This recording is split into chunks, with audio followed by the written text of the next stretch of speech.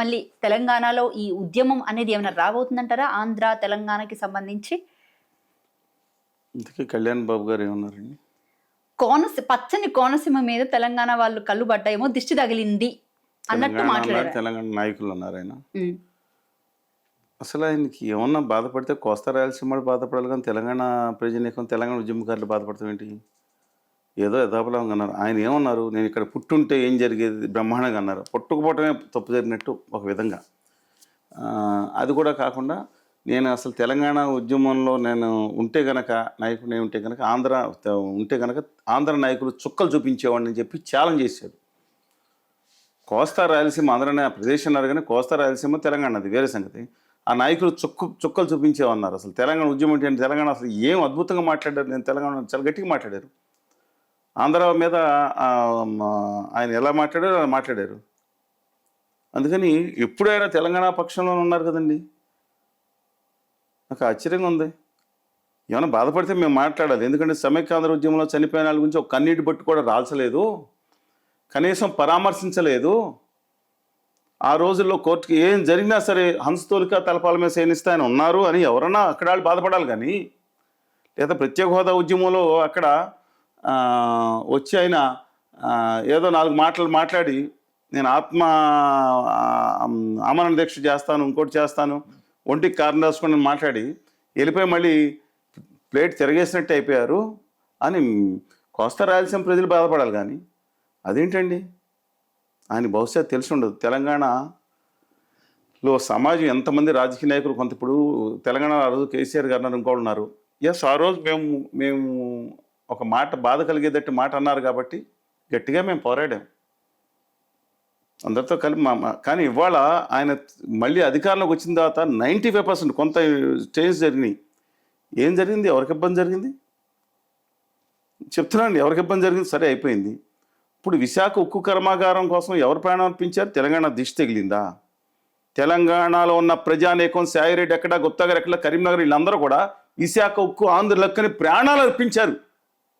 అది తెలంగాణ ప్రజలు. ఆంధ్రప్రదేశ్ సంబంధించిన ఉద్యోగ దరిద్ర నాయకుడు. మిగతా అందరినీ అంటలేదు, చాలా మంచి వాళ్ళు ఉద్యమం చేశారు. సమైక్యాంధ్ర చేసినా, మిగతా తెలంగాణ చేసినా వాళ్ళందరూ మన చేయాల్సింది. ఎవరి అభిప్రాయాలు ప్రకటించుకున్నారు. తెలంగాణ మహిళల మీద అవమానకరంగా, వాళ్ళు తినే భోజనం మీద కూడా ఇంకో వేరే విధంగా మాట్లాడితే మేము ఖండించాం. అతను హీరోనా? ఆయన వెళ్ళి కలిసి వచ్చారు వీరిని ఉద్యమ సమయంలో. సమైక్యాంధ్ర సమయం నేనేం మాట్లాడో తెలియదు నాకు. కానీ ఏంటి నాకు అర్థం కావట్లేదండి. తెలంగాణలో అలాగే ఆంధ్రప్రదేశ్లో వాళ్ళ సింగరేణి, బొగ్గు గనులుని గుమా వ్యాపారులు పరం చేస్తామంటే మేము అడ్డుకుంటామని మేము మాట్లాడాం, వచ్చాం, నిలబడ్డాం. విశాఖ ఉక్కు కర్మాగారం కోసం దిష్టి కన్ను పడింది. ఎవరిది కన్ను పడింది? విశాఖ ఉక్కు కర్మాగారాన్ని కాపాడుకోవాలని రేవంత్ రెడ్డి గారు వచ్చారు, కేసీఆర్ గారు మాట్లాడారు, ప్రవీణ్ కుమార్ గారు మాట్లాడారు, సాంబశివరావు గారు మాట్లాడారు, జాన్ వెస్లీ గారు మాట్లాడారు. మరి ఎవరి కన్ను దిష్టి కన్ను పడిందండి దాని మీద? 6,000 మంది ఎంప్లాయీస్ని గత సంవత్సర కాలంలో తీసేస్తే ఎవరు దిష్టి పడింది? ఆదానీ గారు అండ్ కంపెనీ, గుజరాతీ మారవాడి వ్యాపారులకు భజన చేస్తుంది ఎవరు? దిష్టి ఎవడు కొట్టాడు ఆంధ్రప్రదేశ్కి? మా స్టీల్ ప్లాంట్ మీద అడుగుతున్నాను. పెన్నా ప్రతాప్ రెడ్డి గారి మీద ఎవరు దిష్టి పడింది? ఆదానిగా దిష్టి పడి 6 ప్లాంట్లు సహా. తెలుగుపెట్ట కదా పెన్నా ప్రతాప్ రెడ్డి? ఆయన ఏ జిల్లా నాకు తెలియదు. జీవి కృష్ణారెడ్డి గారు, వాళ్ళ వియ్యంకుడు గారు, సోంబుప్పాగ్ గారు, గద్వాల రాజా, మహబూబ్ నగర్ అని, వీళ్ళిద్దరికి సంబంధించిన జీవికే సింబల్ మీద, తెలుగువాడి సింబల్ మీద, ఏది ముంబై ఎయిర్పోర్టు, నవీ ముంబై ఇంటర్నేషనల్ పోర్ట్ మీద ఎవడు దిష్టి పడింది? అప్పుడు కనపడదా మనకి? నవగా పోర్టు ఎవడు తెలుగు పెట్టదు కదా, ఎవడు లాగేశాడు? ఎవడు దిష్టి కనపడింది? మన మధుసూదన్ గారు పవర్ ప్లాంట్ మీద ఎవరు దిష్టి పడింది? జిఎంఆర్ గారి యొక్క ఎత్తనా పవర్ ప్లాంట్ ఛత్తీస్గఢ్లో ఎవరు దిష్టి పడింది తెలుగు పెట్ట మీద? గంగవరం పోర్టు డివిఎస్ రాజు గారి మీద ఎవడి దిష్టి పడింది? నోర్లు మూగపోయినాయా? ఎక్కువ కోస్తా రాయలసీమాలే కదా, వాళ్ళని సాగుగొట్టి చెవులు మూసి లాక్కుంటే వాళ్ళ భజన చేస్తున్నారా గుజరాతీ మార్వాడి వ్యాపారులకి? నేను అడుగుతున్నానండి, అసలు ఏం హక్కు ఉంది? సమైక్యాంధ్ర ఉద్యమం జరిగినప్పుడు కానీ, ఆ తర్వాత ఉద్యమంలో కానీ ఏం పార్టిసిపేషన్ చేశారని హక్కు ఉంది? మాకు హక్కు ఉంది, మేము నిలదీస్తాం. తప్పు జరిగితే ఇవాళ ప్రత్యేక తెలంగాణ ఉద్యమంలో తప్పుగా మాట్లాడి నిలదీశాం. ఆ రోజు కోర్టులకు వెళ్ళాం. కానీ ఏ రోజు తప్పుగా తోడుతుంది? అది కానీ చిన్న మాట ఉంది దాంట్లో. ప్రత్యేక తెలంగాణ కోరుకునే వాళ్ళు విడిపోవటానికి, తమ్ముడు ఉన్నాడు, అన్నదమ్ములు విడిపోవటానికి ఒక మాట అంటాడు, నేను కలుపుకెళ్ళాలి కదా. అవును. అరే కాదురా అనాలి. ఇప్పుడు నేను తిడితే ఏదో అన్నాడు, నేను కూడా ఏదో బూతులు తిడతారు కదా, తోటి తమ్ముడు తిట్టినట్టే కదా. వాళ్ళు తిడతాం, కొంతమంది తప్పు, అందరూ ఎక్కడ తిట్టారు. ఇవాళ వీళ్ళు సరే మాట్లాడుకు, వీళ్ళు ఏం కాంట్రిబ్యూషన్ ఉంది ఆ రోజు, ఏం కావాలి, విభజన కావాలి, 800 పేజీలు రిపోర్ట్ ఇచ్చాం. రాష్ట్ర వందలాది మందిని ఢిల్లీ తీసుకెళ్ళటం, రాష్ట్రం అంతా తిరగటం. ఒక విడిపోతే ఏం కావాలో ఇవ్వటం, రిపోర్ట్ ఇవ్వటం. నేను హరిరామ్ జోగర్, హర్ష కుమార్ గారు ఢిల్లీ వెళ్ళాం, డాక్టర్ శివాజీ గారు వెళ్ళాం, అనేక మంది వెళ్ళాం, ప్రధానమంత్రిని కలుసుకున్నాం, ప్రెసిడెంట్ని కలుసుకున్నాం, ప్రతిపక్ష నాయకుడు అద్వానీ గారిని కలుసుకున్నాం, మిగతా ప్రతిపక్ష నాయకులు అందరినీ కలుసుకున్నాం. కోస్తా రాయలసీమ వాదన కూడా వినండి అని చెప్పాం. సుష్మా స్వరాజ్ గారి ఇంట్లో కూర్చున్నాం, ధర్నా చేసాం. ఇన్ని ఉన్నాయండి, ఏం చెప్పంటారు. హోదా కోసం అమిత్ షా గారి ఇంటిని నిలదీశాం. అమిత్ షా గారి ఇంటి దగ్గర ప్రొఫెసర్ సదాశివరెడ్డి గారు ధర్నా చేశారు, సిట్టింగ్ ప్రొఫెసర్ ఆయన. అనే కేసులు ఉన్నాయి ఆయన మీద. మన ఇతర వెంకయ్య నాయుడు గారి ఇంటిని ముట్టడించాం. ఏమైపోయారు వీళ్ళందరూ? గవర్నర్ కళ్యాణ్ బాబు గారు ఒంటి కారణం రాసుకుంటూ అన్నారు అప్పుడు. మరి ఏం దిష్టి తగిలని హోదా విభజన హామీలు రాకుండా ఆంధ్రప్రదేశ్కి కావాల్సిన గుజరాతీ గెద్దలు కొన్ని గెద్దలు గుజరాత్ తరలించకపోయి 100% రాయితీలు ఇప్పించేసుకుంటారు. ఆంధ్రప్రదేశ్ హక్కుగా రావాలి. ఏం దిష్టి పడిందని మాట్లాడట్లేదు. సరే, కమింగ్ బ్యాక్ టు అందర్ point. What about Komatireddy Venkatreddy గారు? ఆయన సినిమాలు బ్యాన్ చేయడానికి ఆయన ఎవరండి?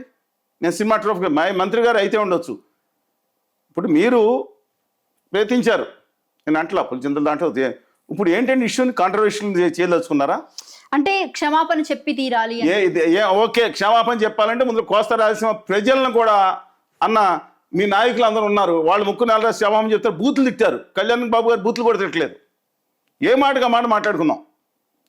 ఆయన సారీ చెప్తారు అనుకుందాం, ఓకే, నో ప్రాబ్లం. మీరు ముక్కు నెల రాస్తారా, బూతులు తిట్టారు మీరంటే నాట్ సేయింగ్ కాబట్టి కోమరెడ్డి గారు అందరితో రాయిస్తారా? ఆయన మాట అన్నారు, ఆయన సమైక్యంగా పాల్గొన్నారా? కనీసం హక్కుల గురించి మాట్లాడారా? ఏ రోజున ఒక్క బయటకు వచ్చి 11 రోజులు అన్నం తింటూ మానేశారన్నారు.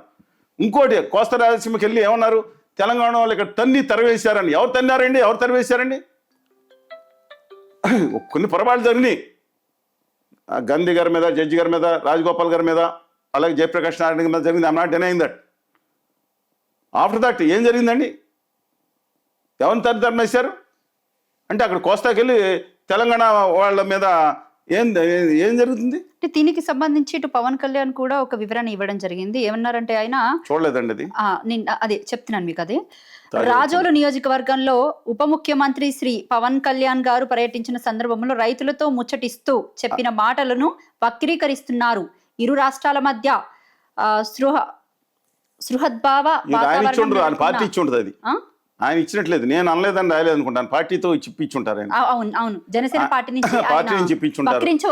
వక్రీకరించవద్దు అని చెప్పేసి నేను ఆ వీడియో ఒకసారి వేసి నేను వేయండి ఒకసారి పూర్తిగా ఈ మధ్య దాంట్లో ఒకసారి వేయండి. నేను అన్న ఇప్పుడు కాదండి, అంతకుముందు ఏం మాట్లాడారు, ఇప్పుడు ఇవాళ మాట్లాడండి. ఎవరు తరివేశారు? తోటి సోదరుని కొంతమంది ఆవేశంతో మాట్లాడుంటారు. ఎవరు తరివేశారు? ఆ రోజు బాగా ఆవేశం జరిగిన తర్వాత కొంతమంది తీసేయండి, ఒక 1% తీసేయండి, మిగతా వాళ్ళు గుండెలో పెట్టి చూసుకుంటారు. కోస్తా రాయలసీమలో కూడా ఎవరి మీద జరిగిందా? రేరే ఇన్సిడెన్స్ వస్తే మనిషి ఏదో అడిగారని చెప్తే వాళ్ళు కూడా తెలంగాణ వాళ్ళు ఎంతమంది ఉండలేదు. విశాఖపట్నం స్టీల్ ప్లాంట్ బంద్ చేయట్లేదా? వీళ్ళు ఏం చేశారు? ఆ గుమా వ్యాపారులు, గుజరాతీ మారాడు వ్యాపారులకి అనుగుణంగా ఉండి ఆ తీసేసిన వాళ్ళు తెలంగాణ బిడ్డలు ఎంతమంది ఉన్నారు నేను చూపిస్తాను. ఆ గుండె స్పందించదే. ఎవరు వివాదం చేస్తున్నారు? ఆంధ్ర నాయకులు చుక్కలు చూపించడం ఏంటండి? ఎవరు ఆంధ్ర నాయకులు చుక్కలు చూపించడం? ఎవరు అన్యాయం చేసి, ఆంధ్ర నాయకులు అన్యాయం చేసి దాంట్లో బాధ్యత అలా ఏం మాట్లాడారు? ఇంకొకటి గమనించండి, ఇక్కడ బేసిక్ గా ఆయన అని దాదాపు వారం పైన అవుతుంటే ఇప్పుడు దాన్ని తెర మీదకి తీసుకొచ్చి క్షమాపణ చెప్పాలి అని చెప్పేసి అని అంటే ఒక్కొక్కరుగా పొన్నం ప్రభాకర్ గారు మాట్లాడారు, కొంచెం పర్వాలేదు. నేను మిగతా వాళ్ళు అసలు అక్కడ ఉద్యమంలో ముఖ్యంగా ఇప్పుడు హరీష్ రావు గారు కూడా అనుచితంగా ఎవరు మాట్లాడలేదు. కానీ అంటే ఒక నిజంగా మనం చెప్పాలంటే అది పెద్ద ఇష్యూ కాదని అదో గొడవ అవుతుంది. అది కాదు, ఆయన మాట అన్నారు. ఆ మాట ఏదో తెలంగాణలో ఒక నాయకుడు అన్నారంటే వేరే సంగతి. ఒక నాయకుడికి అట్రిబ్యూట్ చేయండి. యూనివర్సల్గా చేసే విధానంగా మాట్లాడటం అనేది ఒక పొరపాటు జరిగి ఉంటుంది దాంట్లో. ఎస్, ఒకవేళ సారీ చెప్తే ఆయన ఇష్టం చెప్తారనుకోండి, ఒక నుంచి మాట్లాడు. మరి మిగతా వాళ్ళందరూ తిట్టింది ఈ ప్రపంచంలో ఆయనే మొట్టమొదటి వచ్చినట్టు ఆయన ఏదైనా కోస్తా రాయలసీమ మనం తిట్టలేదండి, సామాన్య ప్రజలు తిట్టలేదా? Absolute wrong. దానికి అసలు హక్కు ఏంటి? అక్కడే ఆయన మాట్లాడకుండా ఆ రోజు ఏ రోజన్నా కనపడ్డారా? రైట్, అంటే నేను అక్కడికే వస్తున్నాను. ఆ ఒక్క వర్డ్ ఏదైతే ఇప్పుడు రాజగోపాల్ గారి మీద దాడి చేశారు, నేను వెళ్ళాను ఉమ్, సంఘీభావంకి, నేను తెలపడానికి నేను వెళ్ళాను. ఈ మిగతా వాళ్ళు అంతస్తులకి తలపాల మీద సేనిస్తాను, నేనేం చేయను? పోనీ అక్కడ నీటిపారుదల విషయంలో గుత్తా సుఖేందర్ రెడ్డి గారు, విద్యాసాగర్ రావు గారు, though I differ Vidyasagar Rao గారు నీటిపారుదల నిపుణుడు, ఆయన చనిపోయినప్పుడు ఇంటికి వెళ్ళి ఆఖరి శ్మశానికి కూడా వెళ్ళి వచ్చాను. వ్యక్తిగతమైన గౌరవాలు వేరండి, హక్కుల గురించి మాట్లాడతాం వేరు. ఎప్పుడన్నా అనుచితంగా వాళ్ళని లాగి కొడతాం, పంచిలు లాగి కొడతాం, ఇలా ఎప్పుడు మాట్లాడుతూ ఉంటుందా అండి? లేదు. నా 30-40 సంవత్సరాల చరిత్రలో ఎవరి గురించి ఎవరు మాట్లాడతారు? అందుకని నేను మై హంబుల్ రిక్వెస్ట్ అండి, ఇష్యూ ఇది కోస్తా రాయలసీమ ఇప్పుడు ఇష్యూ ఇది కాదు, ఇద్దరు కలిసి పోరాడాల్సిన విషయం. ఇవాళ తెలంగాణకి నమ్మక ద్రోహం చేస్తుంది కేంద్ర ప్రభుత్వం, చేసింది కూడా నిరూపిస్తా నేను. మాట్లాడమనండి దాని మీద. ఏ రకంగా ఇంతకు ముందు చెప్పాం. ఈ 25-26 బడ్జెట్ ఎందుకు చూసుకొని మాట్లాడాను. 25-26 కేంద్ర బడ్జెట్లో మొత్తం ఎక్కడ చూసినా రైల్వే బడ్జెట్ రాగానే తెలంగాణకి రికార్డ్ బడ్జెట్, అన్ని పేపర్ మీడియాలు కూడా మరి గుజరాతీ మార్వాడి వ్యాపారులు అంటే ఎక్సెప్ట్ తీసేయండి 5%, ఏం రికార్డ్ బడ్జెట్ అని చూశాను. లాస్ట్ ఇయర్ 5,327 కోట్లు ఇచ్చారు, ఇప్పుడు ₹1 కోటి పెరిగింది, అడ్జస్ట్ ఇంతవరకు వచ్చిందన్నారు. ఇదేంటి ఇంత? మళ్ళీ చూస్తే గుజరాత్కి 8,500 కోట్లు పెంచారు, తెలంగాణకు 1 కోటి పెంచి, మహారాష్ట్రకి 7,000 కోట్లు పెంచారు. అదేంటి 8,500 కోట్లు 8,500 రెట్లు ఎక్కువ పెంచారు కదా దానికి, ఇదేంటంటే మాట్లాడలేదు. మరి నేను ఖచ్చితంగా నేను ఇంకోటి అంటే ఈ సంవత్సరం వాళ్ళ ముద్దుల ఇద్దరు రాష్ట్రాలకి 6 ముద్దుల ట్రైన్తో సహా గవర్నీలు ఆదానీ గారి కంపెనీ, అంటే ఆదానీ గారి కంపెనీ అంటే మోడీ గారు, అమిత్ షా గారు అందరూ ఉంటారు కదండి, వీళ్ళు 61,000 కోట్ల రూపాయలు ఈ సంవత్సరం బడ్జెట్లో కేటాయించుకుని తెలంగాణకి ఎంగులు మెతుకుల కింద 5,375 ఇచ్చి 20 సంవత్సరాల కంటే 8 రెట్లు పెరిగిందని, మాకెందుకంటే 20 సంవత్సరాలు పెడితే ఏంటి దుర్మార్గం? దాని మీద మాట్లాడదాం. ఇద్దరు కలిసి పోరాడాల్సిన అవసరం. ఎస్, ఇవాళ స్టీల్ ప్లాంట్ విషయంలో కేటీఆర్ గారు కానీ రేవంత్ గారు కానీ అందరూ నిలబడ్డారు. మా ఆంధ్రప్రదేశ్, మా తెలంగాణ, ఆంధ్రప్రదేశ్లో వాళ్ళు మోసం చేస్తున్నారు నాయకులు. ఢిల్లీ ప్రాజెక్టుకు గులాములు అయిపోయారా లేదా నేను ప్రశ్నిస్తున్నాను.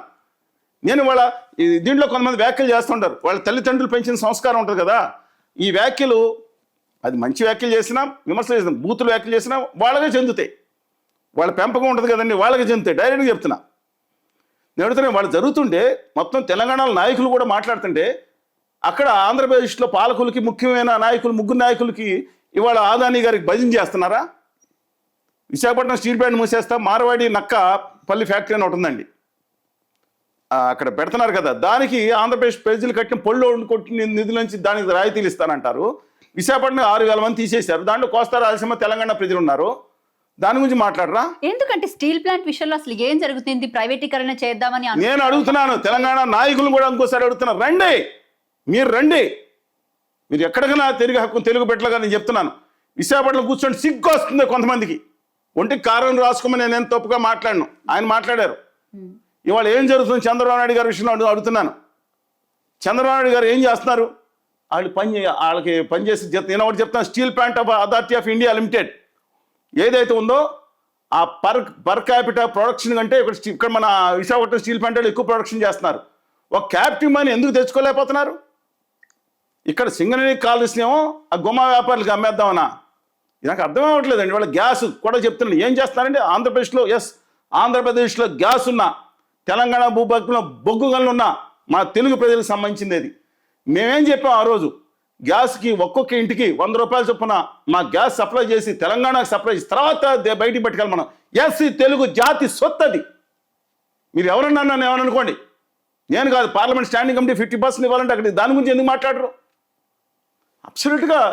అలాగే ఉమ్మడి రాష్ట్రం నిధులు, ఉమ్మడి రాష్ట్రంలో నుంచి పంచాల్సిన నిధులు ఉన్నాయి, కోస్తా రాయలసీమకు రావాలి. తెలంగాణ ముఖ్యమంత్రి గారు ఇద్దరు అలే అన్నదమ్ములుగా ఉన్నారు. అప్పుడంటే గొడవ, జగన్మోహన్ రెడ్డి గారు లోపం చేశారు, ఇచ్చేసారు, తీసుకోలేదు. చంద్రబాబు నాయుడు గారు, కేసీఆర్ గారు పడలేదు. ఇప్పుడంతా అన్నదమ్ములుగా ఉన్న అవినాభావ సంబంధం ఉంది కదా. గురు శిష్యుడు కాబట్టి నా గురు శిష్యుడు అంటే ఆయన శిష్యులు అంటే ఒప్పుకోవట్లేదు. రేవంత్ రెడ్డి గారు వచ్చి ఆయన వచ్చిన మాట వాస్తవమే.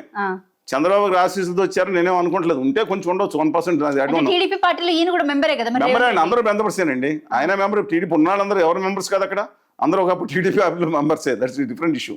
బట్ వన్ థింగ్ నేను అడుగుతున్నాను, అసలు రాష్ట్ర విషయంలో కలిసి ఫైట్ చేయాల్సిన సమయం ఇది. తెలుగు జాతి ఒక్కటి అవ్వాల్సిన సమయం.